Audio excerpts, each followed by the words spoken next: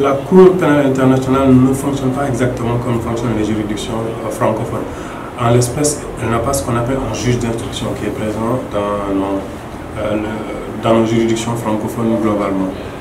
Elle a été d'abord copiée sur le modèle anglo-saxon avant d'intégrer ce qu'on appelle maintenant une chambre de confirmation des charges qui est un peu office de juge d'instruction ici dans nos juridictions. L'une des grandes différences, c'est que dans nos juridictions, le juge d'instruction enquête, refait toute l'enquête, alors que la chambre de confirmation des charges ne refait pas l'enquête, elle se base sur les faits, les charges qui lui sont présentées et également les preuves et les arguments de la défense pour confirmer ou infirmer des charges.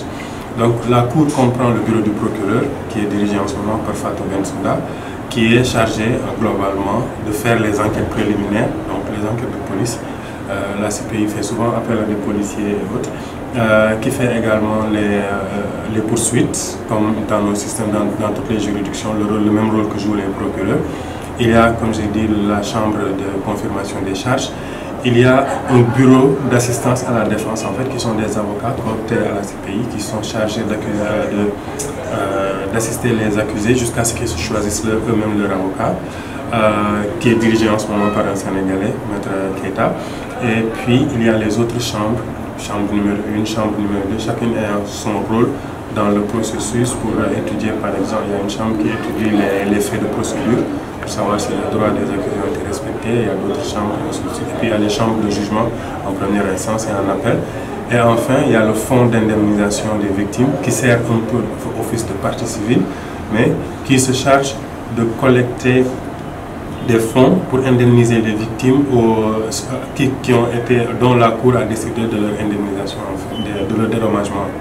Donc, ils peuvent faire de la saisie des biens des accusés, tout comme ils peuvent faire appel à des États ou à des privés qui vont faire des dons. Alors, elle est exagérée, je trouve, parce qu'il n'y a qu'en Afrique où l'on poursuit les chefs d'État ou d'anciens chefs d'État. Dans les cas que vous avez cités en Afrique, en Ouganda, ce n'est pas un chef d'État, c'est des chefs rebelles, dont l'un est en train d'être jugé, Ongwen. Vous avez en République centrafricaine, ce n'est pas non plus des chefs d'État. Là, personne n'en parle en fait.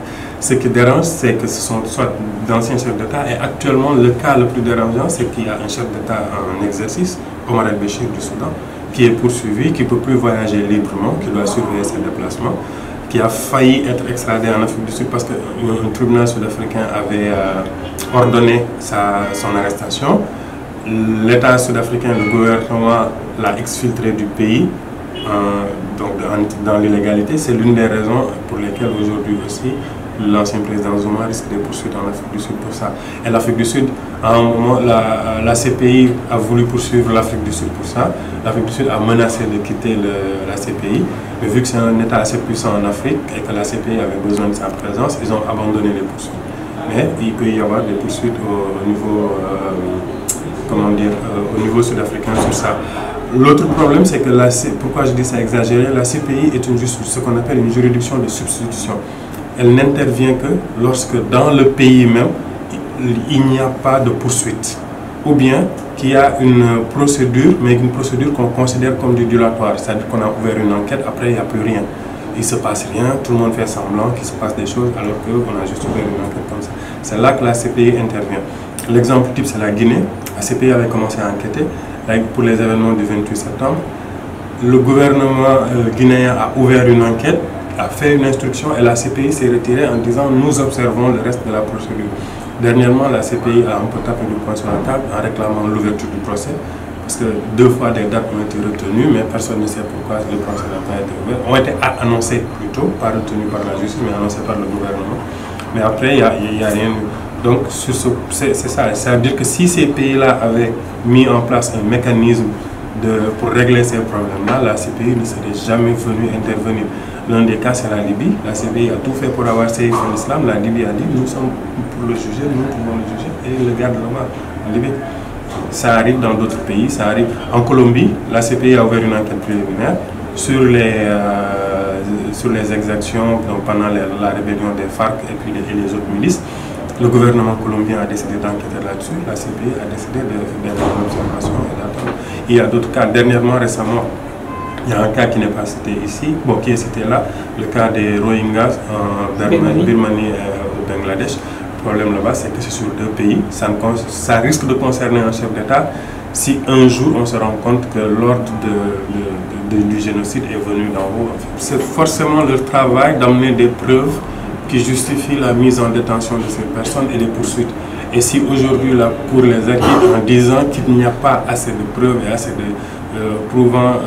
de preuves pour étayer les charges que... 7 ans plus tard quand même. Voilà, ça montre que c'est un camouflet quand même pour le bureau du procureur globalement.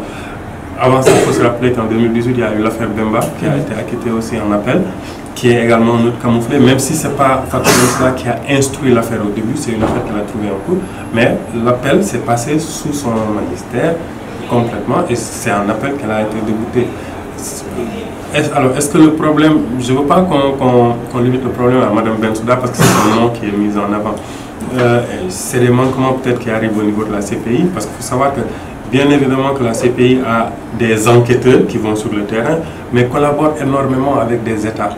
La plupart des preuves qu'elle détient viennent soit des États ou le plus souvent d'ONG qui vont enquêter sur le terrain. Il faut savoir que les ONG ont joué un énorme rôle pour l'existence de cette justice pénale internationale-là. Si on a eu par exemple au Sénégal le cas Issanawa, c'est parce que les ONG ont documenté ces faits et ont pu pousser, faire du lobbying pour en arriver à avoir un tribunal. Pour la CPI, c'est la même chose. C'est des ONG qui ont porté le combat jusqu'à ce que les États signent le traité de Rome. Et donc c'est très difficile pour la CPI parfois de pouvoir réunir toutes les preuves. Ce n'est pas la première fois également. Pour le Kenya, c'était pareil. Ils ont fait une enquête, ils ont inculpé des gens. Et puis le bureau du procureur, disons, a dû abandonner les charges faute de preuves. Donc ce n'est pas nouveau, mais disons que si c'est la CPI, ça se voit beaucoup plus parce que c'est un grand tribunal, mais c'est des choses qui arrivent dans énormément de pays où, faute de preuves, on est obligé d'abandonner les charges, on est obligé d'acquitter les gens. Ça arrive souvent, mais pour le cas de Mme Bensouda, c'est quand même la première fois que sous son magistère que ça arrive autant de fois. En fait, c'est ça qui est un peu problématique. Est-ce que c'est sa façon de gérer le bureau du procureur? Je ne pense pas. Est-ce que ce sont des faiblesses du bureau du procureur globalement dans le système de la CPI? Je pense plutôt que oui.